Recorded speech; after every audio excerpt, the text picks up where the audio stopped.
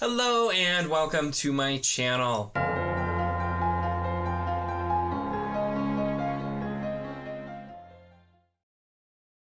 In this video, I'm going to be talking about Crown of Swords, which was this month's Wheel of Time buddy read / reread. This is book 7, and if you don't know the drill so far, if you haven't watched the rest of these, this is going to be a general kind of spoiler discussion, not so much a review, where I just kind of talk about this book and go into details here. There will be spoilers throughout, so if you have not read Crown of Swords, you should not be watching this video. This is your final and only warning. So Crown of Swords, and the first thing I want to say, and I mentioned this in my wrap-up too, but I remember this being a slower book. And granted, it's been, I think, several years at this point since my last reread, and I've commented a bunch of times. I've read the series so many times that I remember the plot points, and still, even rereading now after it's been a few years, I still remember quite a lot. And I've scoured through, I've gone through so much stuff, so a lot of it's committed to memory. Granted, I have the encyclopedia up there, which I haven't actually had to use, I don't think, in the reread so far, but it's really good for if people ask about a specific thing, and I don't remember specifically, I can really quick look up. But so a lot of things kind of blend together, and I remembered this as being a slower book where it's just we were still waiting to attack Ilion and fight Samael. And because I think part of it too, because I remember it's just that plot line is brought up, like going to attack Samael a few books ago. Like it's there for quite a while, but there's a ton going on. Like Lord of Chaos to me is a very strong book, but this is a little bit shorter and there's a ton going on. It also starts some of my favorite plot lines as well. So there was just a lot to like in this one, and I really enjoyed it. And I know we are up to the point where we're getting to the slower books, because pretty definitively when you look at Path of Daggers, Winter's Heart, and Crossroads of Twilight, they are the slower books for sure, with kind of Crossroads of Twilight where we really slow down before like shooting back up with Knife of Dreams. A lot of that's just because we move forward with a lot here, and so we kind of slow down some other plot lines to catch everybody up in the timeline. Namely, we get virtually no Perrin in this one. We get a little bit of Perrin, but we don't get a ton, and so we're going to spend a lot more time with Perrin in the coming books, which is kind of infamous for, but we'll get to that when we talk about those books. But we got one really long plot line that does involve Perrin that we'll get some more of, but let's talk more about Crown of Swords. So we have three kind of main plot lines here, and the first one is Rand once again focusing on going to Ilion, fighting Samael, but most of this is being done through the subterfuge, and he is basically trying to like get all of the eyes on the army and thinking there's going to be attack, and he's just kind of planning on storming. We do get the really cool fight scene in back in Shader Logoth, which is always fun as well, and all of that there. But for Rand, even though that's our end here, which granted, calling it a Crown of Swords, and you know it's that's what the crown ends up being called, it makes sense that you're going to get that as the end here. But his plotline does actually have more going on as well, and a lot of it's just him and Min. And the funny thing is, I remembered a lot of his interactions with Min in this book. I kept thinking happened in Lord of Chaos. So when I was reading Lord of Chaos, I kept being like, there's not that much time left, and I remember a lot more going on with Rand and Min in this book, and realized like, oh no, it's in Crown of Swords, because all of the scenes I was thinking of were here. Like I said, some of the things just kind of go from there. But so we get a lot of that, in which Min is a fun character, and there are still some specific scenes that come later as well with that also. But we get a lot of that, and it kind of just dealing with in Cairhien the rebellious nobles, and he's got people in Camelin, and he's got the lords from Tyr, so just kind of trying to figure out and deal with all of that, as well as we get a little more of the sea folk and starting the bargaining there.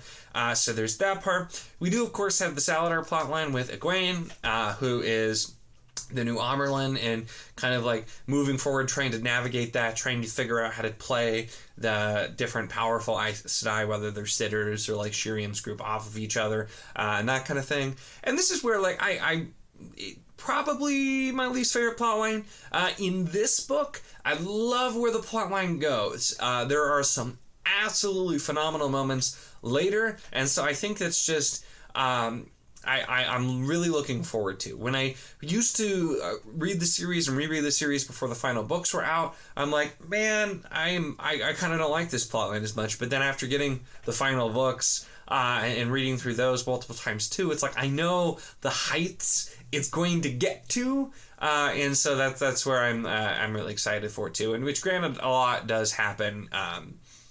A lot does happen even in the books before those ones too. But so I found myself not being impatient with the plotline, which it probably just does depend somewhat too.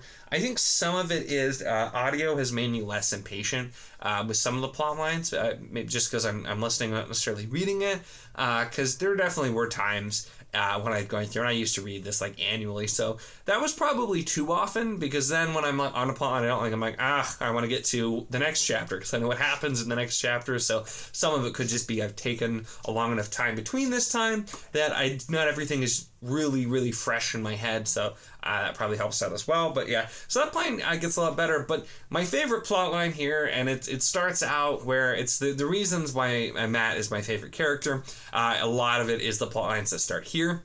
We had the Band of the Red Hand plots that started earlier. I really like the band, and especially more that goes on there later, but this is where we start the Ibu Dar plot, where we have Nynaeve and Elaine going there to look for the Bull of the Winds, and Matt coming along because he's supposed to be getting Elaine to go to Camelin, and so he's just kind of drug along, and I really love the different interactions there, and it starts out with that kind of plot line. Is just one of my favorites where it develops. It goes through, it has some parts that are better than others too, but it's another one where I really enjoy it at the beginning, and for the most part going there too. It's also, a lot of it is kind of putting Matt in like the role reversal thing, and I like many people, I'm not a huge fan of the Battle of the Sexes things that's done throughout the Wheel of Time. It's kind of, I think, a product of its time, and I know some people aren't the biggest fan. I'm not really either with all of it. It's done a little bit more than I would like, but I feel like it's with Matt specifically, because there were some scenes in the last book and there's some scenes here where it's done to a very comedic effect, and it's just kind of the whole thing where it's the running joke throughout, and it's definitely seen here where it's just Matt doesn't see himself as like the roguish character who's always like flirting and, you know, just kind of a ruffian. He doesn't see himself like that at all. Like, other people around him are like that, but not Matt, not he himself. But it's very obvious through his actions and through other people's viewpoints of him that that's who he kind of is. So it's him being in the situation and him always like trying to take charge, and like, you know, he likes to chase the ladies and everything, and so you have Tylen who is chasing him.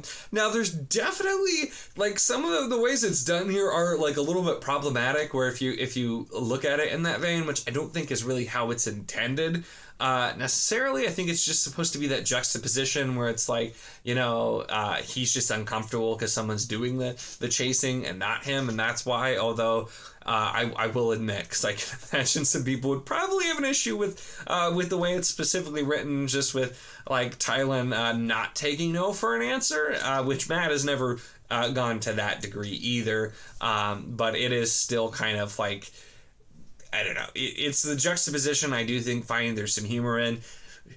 Could it be written in a different way, and would it be modern times? Yeah, absolutely. But I think it still kind of works, and it's just kind of turning it on its head. And even with at the end too of that plot line where he's gonna leave, and he comes in and he's like, next time I do the chasing. Like, we're sure, like, yeah, that was his whole thing. He's just like, I'm supposed to do this. What are you doing? That's not right, and everything. And so just seeing him uncomfortable, I think there's a lot in here throughout where it's specifically it's the whole like men can never understand women and women think men are dumb, and some of it, like I've talked about before, it comes from the fact that this is set up with a different kind of society where there are not only are there there's a really good mix of male and female leaders of countries, but when you have the only magic users who are very powerful, very influential, and they're all women, it's kind of natural that they would have a feeling of superiority because there are no men that can do what they do, and if they find them, they gentle them or kill them.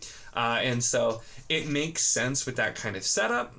And so also just that imbalance can inform some of the things that happen as well. And so I still maintain that that's kind of the point, is it's done that way to show, and specifically to show that, you know, in power, like it's instead of it's having like men be in power and men doing all the things and talking about how inferior women are, it's kind of the opposite, and it's done for a comedic effect. Hasn't always aged the best, but I still maintain that's kind of the point. It's not meant to be like sexist. It's meant to be like, you know, look at this, and it's like think about if this was men and how ridiculous it would be, and like that's kind of the point. So you get kind of that there, but the Ibudar Matt plot, there's a lot more to come, and it is a plot line that I very much enjoy, and so definitely one of the things that I'm really happy to get to in this book, and ending, of course, with the Shan Chan coming in here too.